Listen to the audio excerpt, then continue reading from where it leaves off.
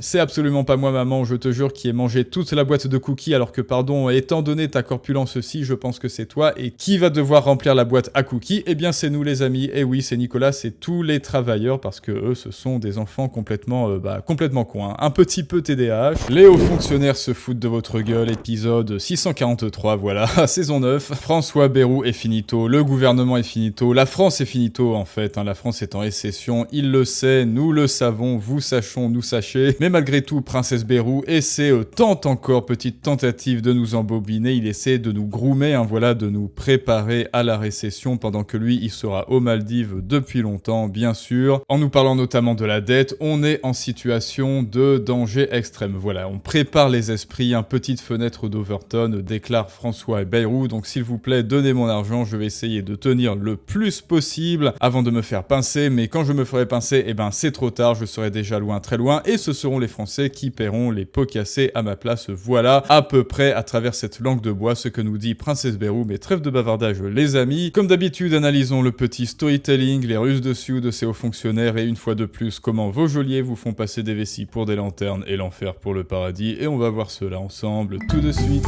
François Bayrou et Alain Duhamel, donc, qui débattent sur comment est-ce qu'on va préparer les esprits, préparer les Français à payer la dette à notre place, comment est-ce qu'on va les préparer à payer toujours plus d'impôts alors qu'ils payent jusqu'à 70% sur leur super brut, comment est-ce qu'on va les préparer à dépenser toujours plus pour nos bêtises pendant qu'on va continuer de se gaver sur le dos de Nicolas 30 ans. Eh bien, comment est-ce qu'ils s'y prennent? Voyons voir. J'ai un désaccord avec Alain Duhamel. Il dit il y a deux options. Moi, je pense qu'il n'y a pas deux options. Je pense qu'il n'y en a qu'une. J'étais sûr que vous alliez dire ça. Ben, c'est bien.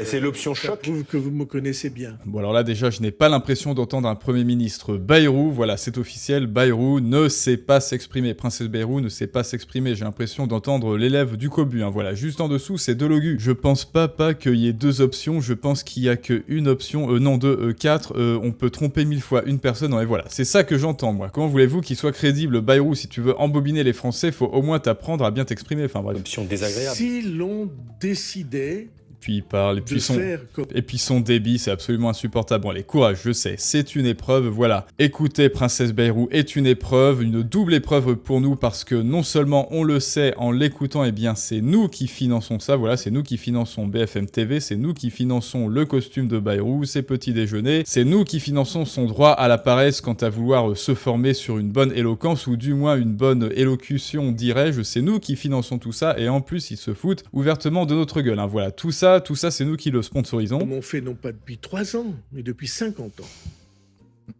Si l'on décidait Déplacement du cadre. d'essayer de trouver des arrangements de manière à faire semblant d'eux, la France se trouverait dans un état si dangereux et si dramatique. On en est là. Oui, on en est là. Oui. Oui, on en est là. Donc voilà, en fait, il avoue, hein, voilà, ils avouent, oui, non, mais la gueule en plus, alors voilà, non mais ça je pense je vais le mettre sur la vignette, hein. Je sais pas ce que vous en pensez, alors voilà, il avoue à son corps défendant, il avoue malgré lui que oui, avec toutes les conneries qu'on a faites, avec toutes les conneries qu'on a exécutées sur le dos des Français, sur le dos du fruit du travail de Nicolas, c'est-à-dire non pas les CSP+, hein, contrairement à ce que j'ai vu dans certains commentaires, mais tous les travailleurs, Nicolas 30 ans, c'est tous ceux qui travaillent et tous ceux qui se font ponctionner leur argent par Princesse Bayrou. Voilà, là, il le dit, oui, on est en situation d'urgence. Pourquoi? Parce qu'on a cramé la caisse, on s'est empiffré, on s'est gavé d'argent public parce qu'on n'en a rien, absolument rien à foutre de la France. Moi, mon seul but, c'est de toucher mes petits euros par mois. Alors, je sais pas combien ce qu'ils gagnent. C'est de toucher le plus d'argent public possible, autant que faire se peut, aussi longtemps que possible. Et quand la caisse sera complètement cramée, quand la France sera enfin sous la tutelle du FMI, enfin, je pourrai partir. Et enfin, de toute manière, les Français, eux, comme ils sont complètement cons parce que moi je les prends pour des cons, et ben ils vont payer tout ça à ma place et moi je serai déjà aux Maldives. Mais continuons. Sur notre continent, on a vu la Grèce. On peut connaître le sort de la Grèce. On est en situation de danger extrême. Et à cause de qui, Princesse Bayrou? À cause de qui? À cause de ton président, déjà, à cause de toi, parce que tu n'as pas levé le petit doigt. Alors dites-moi, citez-moi une seule mesure que Bayrou a ratifiée ou a décidé, tout simplement, pour baisser les dépenses publiques. Est-ce qu'il a fermé des agences? Est-ce qu'il a fermé des ministères? Est-ce qu'il a affouera les députés? Bon, ça, je pense que c'est pas dans son pouvoir. Est-ce qu'il a affouera des services publics qui ne servaient à rien? Est-ce qu'il a affouera les retraites des Algériens qui ont ont 350 ans maintenant. Est-ce qu'il a Afuera ce pognon de dingue, ces subventions qu'on donne à la Chine depuis des dizaines d'années pour son développement, hein, vous savez, ce gros pays qui est capitaliste mais qui dit qu'il est communiste, hein, c'est comme nous on est un état communiste mais on dit qu'on est capitaliste, et sous couvert de ce narratif, on leur donne plein d'argent alors qu'ils ont un PIB bien supérieur à celui de la France. Est-ce qu'il a Afuera ça? Ah bah non. Et en plus là, subtilement, hein, vous le voyez, il passe à l'action, il est en train de nous groomer, il est en train de vous préparer, voilà, il fait une espèce de nudge verbal, il vous parle de la Grèce, hein, voilà, donc le narratif est en place, voilà, il place un petit peu le cadre autour de vous, il place bien les œillères autour de vous, hein, petit cheval bien castré, et qu'est-ce qu'il dit? Oui, on va connaître le sort de la Grèce. Enfin non, il dit pas ça, mais il évoque la Grèce, et donc, dans la tête des Français, oui, on va connaître le même sort que la Grèce, et donc il est en train de normaliser le futur. Voilà, il sait très bien que ça va se passer comme ça, il sait très bien qu'il a fait des conneries, il sait très bien que Manu fait des conneries depuis toujours, il sait très bien que tout ça, ça date depuis Giscard, depuis Mitterrand, enfin voilà, il sait très bien comment ça va finir, il sait très bien qu'il a déjà préparé tout son fric pour être déporté en Suisse ou dans un paradis fiscal, hein, mais par contre, si toi, Nicolas 30 ans, tu oses faire ça, eh ben, il y a le fisc qui va te coller au basque, mais lui, ça va. Il sait très bien, il sait parfaitement que le FMI est à nos portes, et donc il a juste à préparer les esprits. Attention, la Grèce, hein, voilà, pour bien qu'on anticipe et pour bien qu'on accepte d'avaler la pilule et qu'on accepte d'augmenter nos impôts, et ben, quand on sera sous tutelle du FMI pour réparer ses conneries à lui. Ça rend pas populaire de dire ça. C'est pas agréable. Voilà, en disant ça rend pas populaire de dire ça, il fait quoi? Il fait du populisme, justement. Il dit, ah oui, je vais faire des choses qui sont impopulaires. Pourquoi? Parce que j'aime la France. Et oui, voilà, bon bah ça en fait c'est du populisme, justement. Regardez, je vais prendre des mesures qui marchent. Mais quelles mesures est-ce qu'il a prises au juste? Eh ben aucune en fait, voilà, plot twist, aucune. Un très grand nombre de Français l'ont entendu, c'est la première fois depuis longtemps. Et en plus, il parle à la place des Français. Ça fait 20 ans que je mène ce quoi. combat. Hein.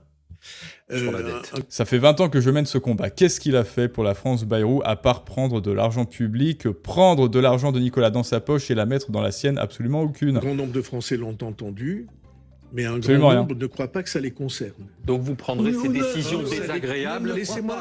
Voilà, tu as entendu Nicolas 30 ans, hein, c'est toi le parent qui travaille, qui rapporte du fric à la maison, et c'est Bayrou, le petit enfant de qui tu vas devoir réparer les conneries, et il est en train de te préparer justement à ça. Hein. Les Français ne savent pas que ça les concerne, mes conneries, voilà. Veulent pas que ça les concerne.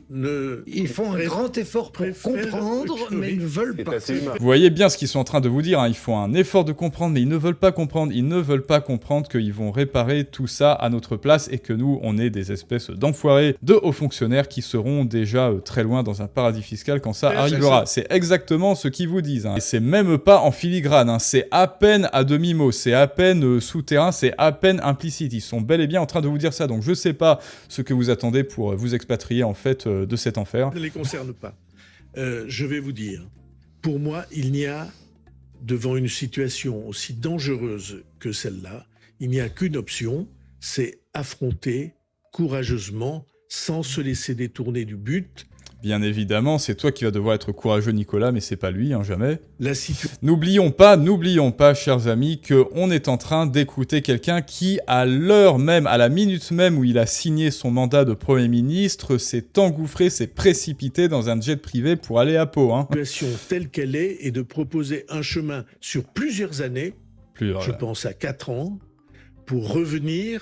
Voilà, là, il est en train de justifier le fait que, gardez-moi en tant que Premier ministre, s'il vous plaît, même en 2027, j'ai un plan sur 4 ans, sauf que, comme il le dit à son corps défendant, pareil, encore malgré lui, il a dit que ça fait 20 ans qu'il est sur le coup, mais que, évidemment, il n'y a rien qui bouge, hein, voilà, ça fait 20 ans, et pourtant, en 20 ans, justement, eh bien, la situation s'est aggravée. Alors voilà, faites les corrélations que vous voulez, mais Bayrou, là, tu es en train de faire un contre ton camp. Et contrairement à ce qu'il dit, non, ça ne peut pas prendre plusieurs années, hein. Je prends toujours en exemple Javier Milei, je prends toujours en exemple le président de l'Équateur. Eux, en quelques mois après leur élection, voilà, ils ont Afuera ce qu'il fallait, ils ont minarchisé l'État, et en quelques mois, eh bien, on a déjà eu des résultats. Les résultats peuvent être, je vous le dis, instantanés, évidemment. Non pas à l'équilibre des finances publiques qu'on a abandonné depuis 1974. On aime trop l'argent de Nicolas. Un certain équilibre des finances publiques. Et en plus, il se répète là. Non mais attendez, j'ai pas mal entendu. Il se répète. Détourner du but.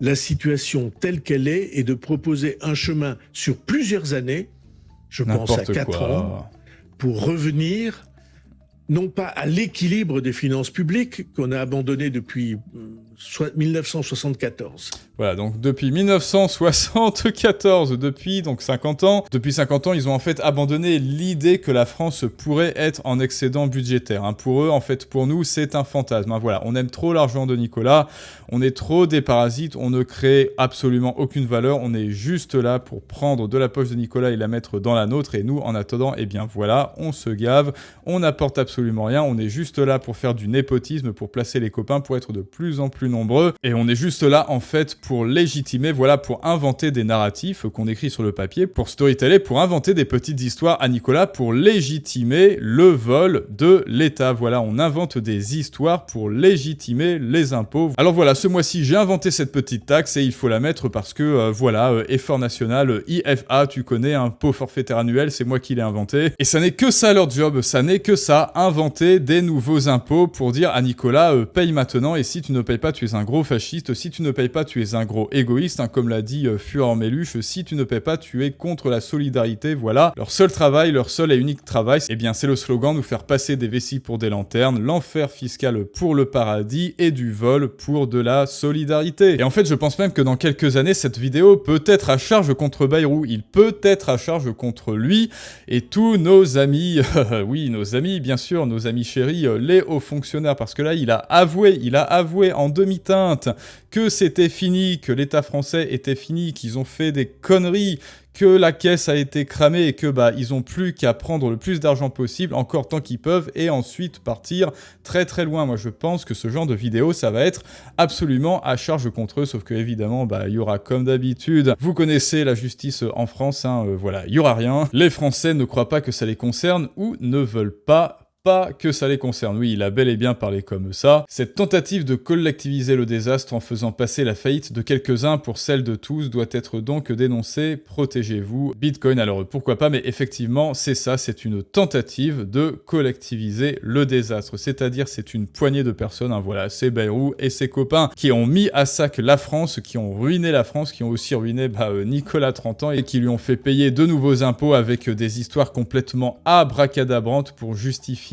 leur gabegie, et tout ça pourquoi? Pour collectiviser, pour rendre cette faute collective, tout simplement pour déplacer cette faute de vers nous, tels des petits-enfants complètement irresponsables. Voilà, c'est pas moi maman qui ai volé la sucette, non, non, c'est absolument pas moi maman, je te jure, qui ai mangé toute la boîte de cookies, alors que pardon, étant donné ta corpulence-ci, je pense que c'est toi, et qui va devoir racheter des cookies, qui va devoir remplir la boîte à cookies? Eh bien c'est nous les amis, et oui, c'est Nicolas, c'est tous les travailleurs, parce que eux, ce sont des enfants complètement, complètement cons, hein. Un petit peu TDAH, un petit peu HPI, ascendant zébré, hein, comme il nous le montre là.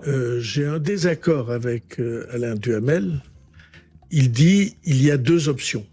Moi, je pense qu'il n'y a pas de deux options. Voilà, bon ça pour moi, celui qui parle là, c'est un TDAH. Non mais... Et d'ailleurs, je te rappelle que si tu ne veux pas finir comme lui, si tu veux apprendre à parler aisément, si tu veux apprendre à parler de ce qui te tient à cœur, à transmettre ton expertise, ce qui convainc les autres, à persuader les autres, à vendre tes idées et à pousser les autres à passer à l'action, tu le sais, tu dois absolument, étant donné les circonstances, étant donné les événements, savoir transmettre ton expertise, savoir transmettre ta valeur, parce que si tu ne le fais pas, tu le vois, d'autres le feront à ta place, ils occuperont le devant de la scène tels des petits amateurs bruyant, et toi tu resteras un jour de plus dans l'ombre, méprisé et ignoré avec tes idées. Et oui, il y a urgence, c'est une compétence qui va être de plus en plus prisée, donc tu le sais. Très bientôt, j'organise une semaine de live où on va parler de ça, donc comment te faire comprendre, comment vendre tes idées, comment les défendre aussi, comment maîtriser l'art de la persuasion. Et pour cela, eh bien tu as en description et en commentaire le lien pour t'inscrire au live, et tu seras averti avant tout le monde dès que ça se passera. Et maintenant, c'est à votre tour de me dire ce que vous en pensez, les amis. Comme d'habitude, on a cramé tout le bois à sec, le terrier prend l'eau, et la seule idée géniale du conseil des vieux castors, augmenter les impôts. Même si les recettes fiscales dégringolent depuis 2 hivers, il continue à gratter les noisettes du bas de la branche, persuadé que si on saigne plus fort, la sève va revenir. Le vrai danger extrême, ça n'est pas la dette, c'est cette illusion que taxer plus réglera ce qu'une forêt mal gérée a planté de travers depuis 50 ans. Et bien voilà, affouera les castors, voilà, affouera les castors qui arrêtent pas de prendre nos noisettes, hein, c'est ça. Du coup, je ne fais rien, j'augmente les impôts parce que je suis un cancre et que je ne sais faire que ça. Effectivement, ils ne savent faire que ça, ils ne savent que créer des impôts et pas les supprimer. Foutez-le à la porte, la solution ne viendra pas de ceux qui nous ont mis dans cette situation. Et maintenant, c'est à vous de me dire ce que vous pensez de tout ça, les amis. Est-ce qu'ils sont en train de nous groomer? Est-ce que c'est le gang caché des groomers pakistanais? Sauf que, eh bien, c'est nous les victimes. Et comme d'habitude, je vous dis à très bientôt, les amis, pour un prochain storytelling du monde moderne. Mais ça, c'est une autre histoire.